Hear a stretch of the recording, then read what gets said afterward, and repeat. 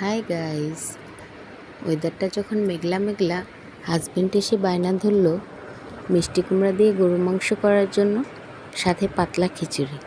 যেই কথা সেই কাজ। আমিও চটজলদি ফ্রিজ থেকে গরুর মাংস বের করে নিলাম। যেহেতু অল্প সময়ের মধ্যে হাজব্যান্ড বলছে, তাই চিন্তা করলাম আজকে মাংসটা মাখিয়ে রান্না করি। সেজন্য আমি সব মশলা একসাথে দিয়ে মেখে নিলাম মাংসটা। তারপর অল্প পরিমাণ পানি দিয়ে চুলাতে বসিয়ে দিলাম। পাতলা খিচুড়ি কিন্তু আমারও খুব পছন্দের। এর মধ্যে আবার বাহিরে বৃষ্টি হচ্ছে, তাহলে তো বুঝতেই পারছেন। এখন আমি মাংসটা ভালো করে কষিয়ে নেব। এদিকে কষানোর ফাঁকে আমি আবার মিষ্টি কুমড়াগুলো কেটে নিয়েছি। মিষ্টি কুমড়ার পিসগুলো খুব বড় বড় হতে হবে, যেহেতু মাংস দিয়ে রান্না করা হবে। মিষ্টি কুমড়াগুলো ভালো করে কষাতে হবে, তারপর বেশি করে ঝোল দিতে হবে। যেহেতু খিচুড়ি দিয়ে খাবো, তাই বেশি ঝোল রাখতে হবে।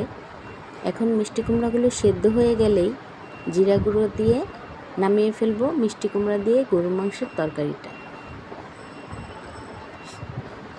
এখন আমাদের খিচুড়ির পালা। যেহেতু বাহিরে খুব বৃষ্টি হচ্ছে, বাহিরেও যাওয়া যাচ্ছে না, তাই বাসায় যে উপকরণ ছিল সেটা দিয়েই আমি খিচুড়িটা রান্না করব। খিচুড়ির জন্য এখানে আমি পোলাওর চাল, মসুরের ডাল, মিষ্টি কুমড়া, আলু এগুলোই নিয়েছি। এরপর হলুদের গুঁড়া, মরিচের গুঁড়া, লবণ, এলাচ, লবঙ্গ, দারচিনি, তেজপাতা, ধনিয়া গুঁড়া, সয়াবিন তেল, আদা বাটা, রসুন বাটা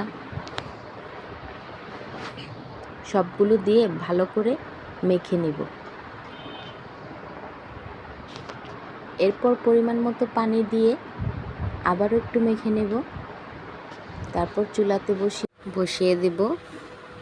খিচুড়িটা হয়ে আসলে আমি পেঁয়াজের বেরেস্তাটা দিয়ে দেব। খিচুড়ি হওয়ার পর পেঁয়াজের বেরেস্তা দিয়ে দিলে খিচুড়ির স্বাদটা দ্বিগুণ হয়ে যায়। সবাই একটু ট্রাই করে দেখবেন। তারপর পেঁয়াজের বেরেস্তাটা দিয়ে আমি ভালোভাবে একটু ঘুটে নেব খিচুড়িটা। কমপ্লিট আমার পাতলা খিচুড়ি, সাথে মিষ্টি কুমড়া দিয়ে গরুর মাংসের তরকারি। এখন শুধু পরিবেশনের পালা। দেখতেই পাচ্ছেন খিচুড়িটা খুবই লোভনীয় হয়েছে। যেমন দেখতে লোভনীয়, তেমনি খেতেও লোভনীয়। Perfect weather with perfect recipe. ভিডিওটি ভালো লাগলে লাইক, কমেন্ট, শেয়ার করে দিবেন। ফলো দিয়ে পাশে থাকবেন।